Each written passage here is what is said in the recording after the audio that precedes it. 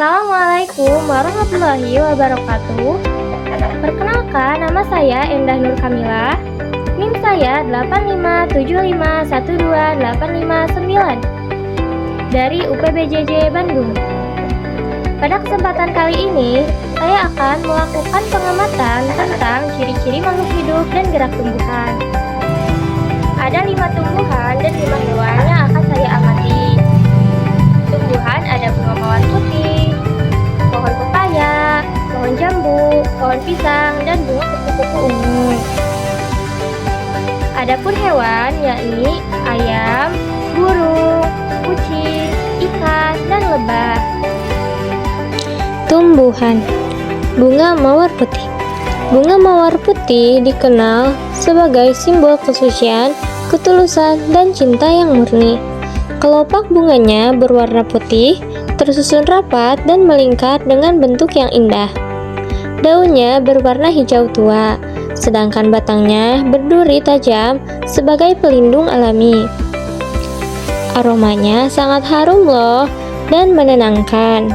Aromanya juga sering digunakan dalam parfum. Mawar putih tumbuh dengan baik di tempat yang mendapat sinar matahari cukup dan tanah yang subur serta lembab. Pohon pepaya. Pohon pepaya memiliki batang lurus, daun besar, dan buah yang bisa dimakan. Pohon pepaya berkembang biak melalui biji. Pohon jambu.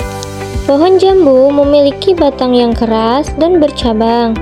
Daunnya lonjong berwarna hijau tua di atas dan lebih muda di bawah. Bunganya kecil, berwarna putih kehijauan. Bunganya nanti berubah menjadi buah. Buah manis yang menyegarkan. Cocok ditanam di pekarangan karena mudah tumbuh dan bermanfaat. Pohon jambu juga berkembang biak melalui biji dan tidak melalui biji. Melalui biji berarti berkembang biak secara generatif, tidak melalui biji berarti berkembang biak secara vegetatif. Nah, ini adalah pohon pisang. Pohon pisang mempunyai batang semi dari pelepah daun lebar. Jantung pisang berwarna merah, buahnya manis berkelompok dan akar serabut yang kuat. Pohon pisang juga bukan hanya indah, tetapi juga serbaguna dari akar hingga buahnya.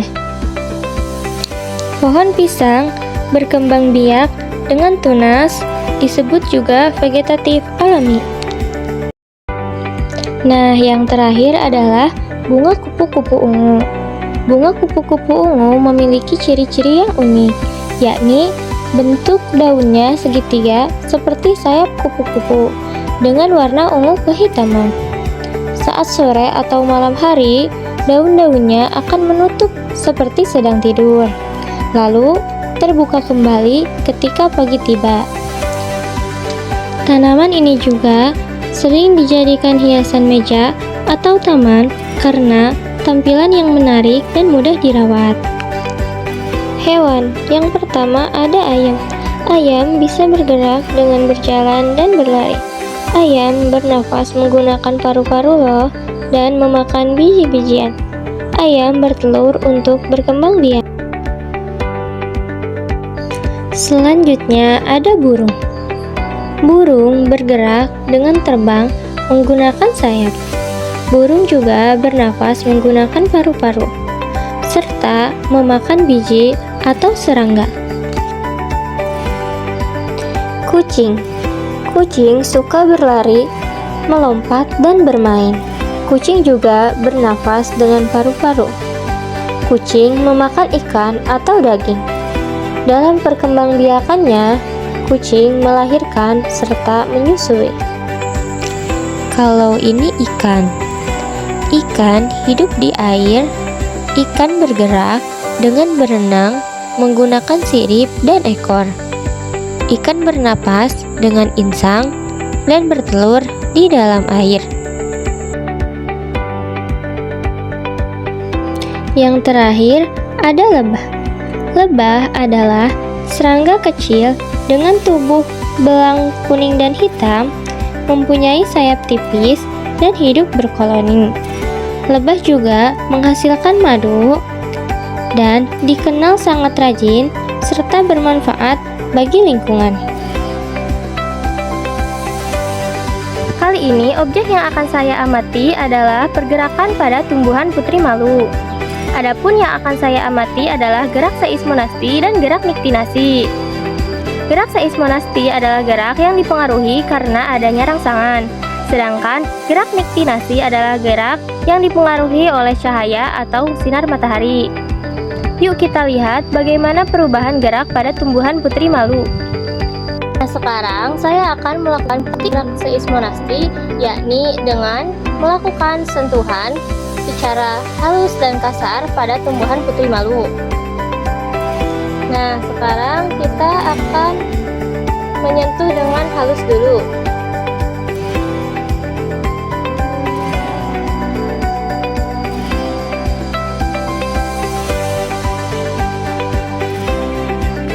Secara halus, putri malu akan mengantuk, akan tetapi tidak seluruhnya.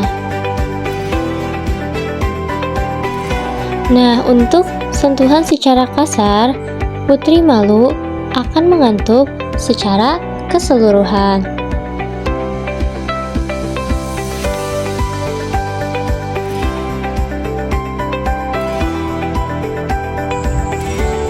Selanjutnya adalah gerak niktinasi. Gerak niktinasi adalah gerak yang dipengaruhi oleh cahaya yang masuk.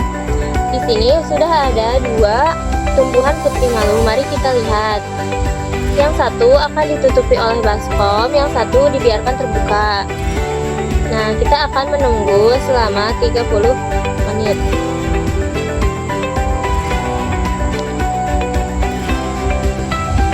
Nah, sekarang sudah 30 menit. Kita akan buka yang ini dulu. Nah, yang ditutup oleh baskom terlihat mengkatup, layu, dan pucat.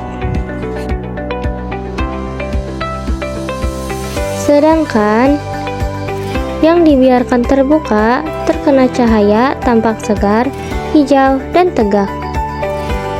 Hal ini menentukan bahwa cahaya mempengaruhi gerak dan sangat penting bagi tumbuhan. Nah, dari beberapa contoh tumbuhan dan hewan tadi, kita jadi tahu bahwa semua makhluk hidup mempunyai ciri-ciri, mulai dari bergerak, bernapas, tumbuh, berkembang biak, membutuhkan makanan, dan peka terhadap rangsangan. Jadi, mari kita jaga dan rawat semua makhluk hidup di sekitar kita.